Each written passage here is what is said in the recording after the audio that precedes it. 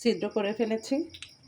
এবার ব্যাটারটা একটা কাপের সাহায্যে ঢেলে দিচ্ছি। বিসমিল্লাহ।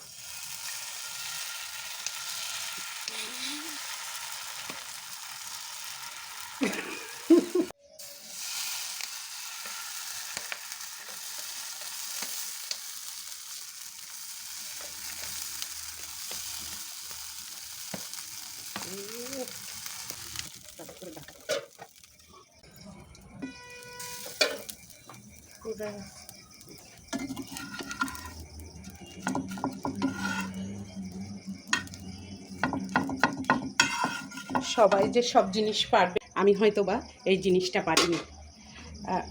মানে আগের দিন হাত দিয়ে বানিয়েছিলাম যেভাবে, সেই রকমও হয়নি। কেন হচ্ছে না জানি না। অনেকে বোতল ছিদ্র করে নিতে বলেছেন, আমি সেভাবে করেছি, কিন্তু আমি পারিনি।